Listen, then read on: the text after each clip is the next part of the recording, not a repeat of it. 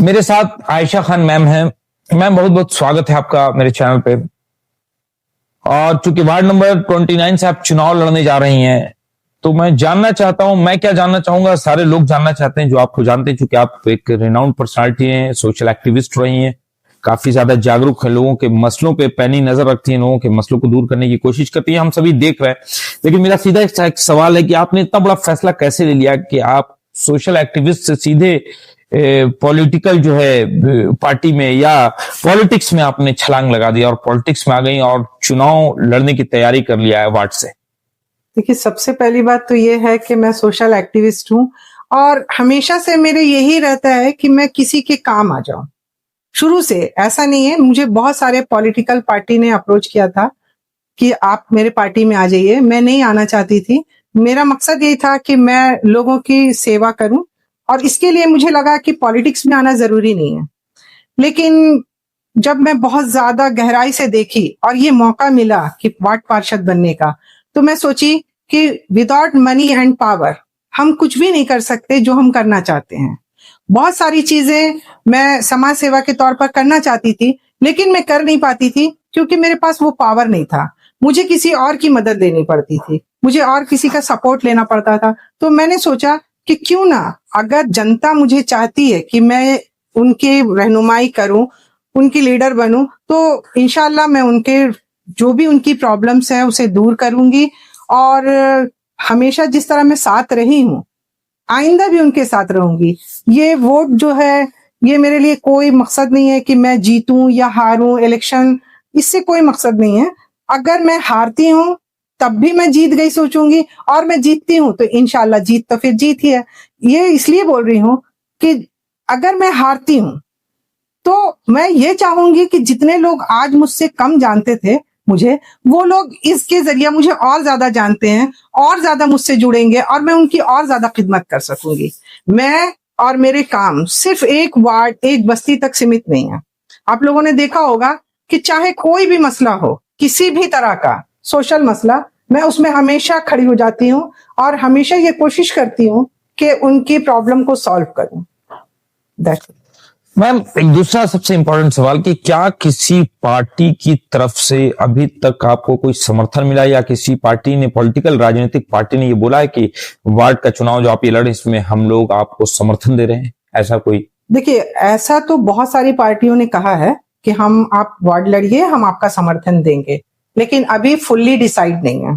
Fully decide नहीं। अच्छा, दूसरा सवाल है, एक बहुत ही इंपॉर्टेंट खास सवाल है कि क्या अगर आप वार्ड पार्षद बन जाती हैं, चुनाव जीत जाती हैं, तो उसके बाद किसी पॉलिटिकल पार्टी को ज्वाइन करेंगी आप?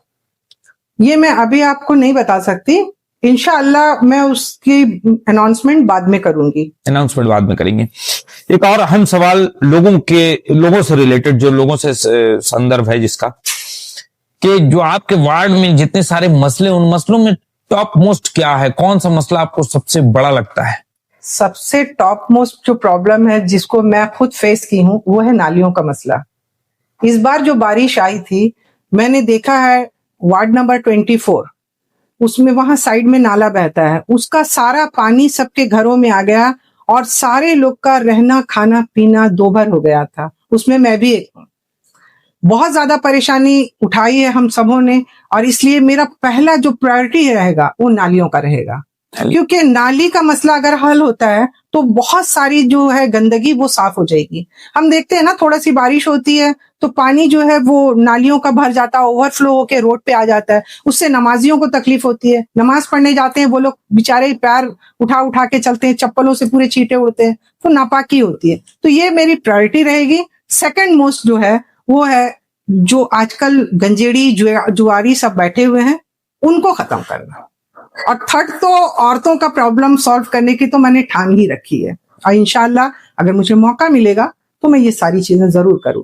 बिजली का मसला मानगो में बहुत भयानक रूप ले लेता है, विकराल रूप ले लेता है, खास के गर्मी के मौसम में। उस पर भी कुछ आप विचार कर रही हैं? जी, इंशाल्लाह अगर मौका मिलेगा तो जरूर करेंगे। और हम तो वार्ड के लिए लड़ रहे हैं, हम वार्ड के लिए लड़ रहे हैं। जितनी हमारी कोशिश होगी हम उतनी ही कर सकते हैं। हमारे पास सारे पावर्स तो नहीं आ जाएंगे, हमारे ऊपर भी मेयर होंगे, उनके पास ज्यादा पावर। लेकिन आप प्रेशर तो बना सकती हो। बिल्कुल, प्रेशर बनाने की बात है तो वो बिल्कुल बनाएंगे। ऐसे भी मैं प्रेशर बना के बहुत सारे काम नोटिफाइड से करवाती हूँ।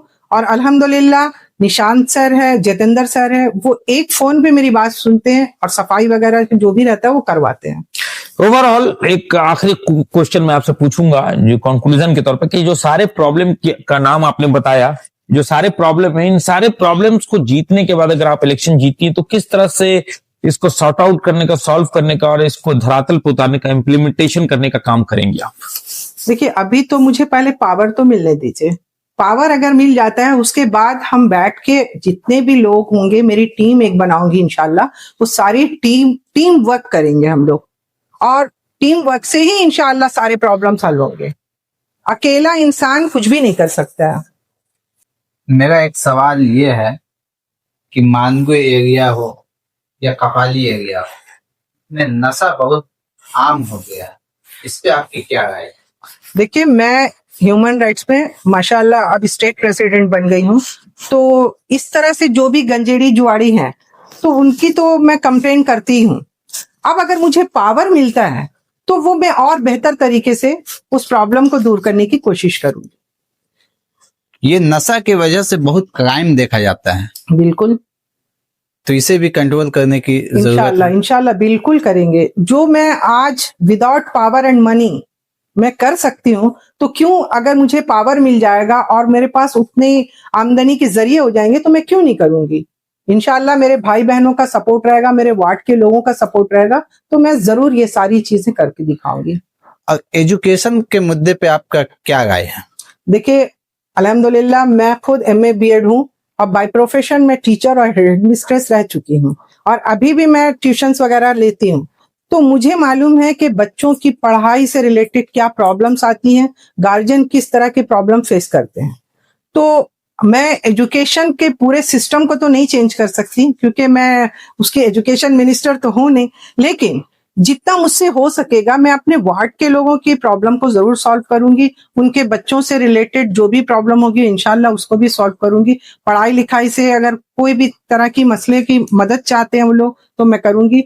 मैं सिर्फ ये सियासत को कोई शोहरत का जरिया बनाना नहीं चाहती हूँ।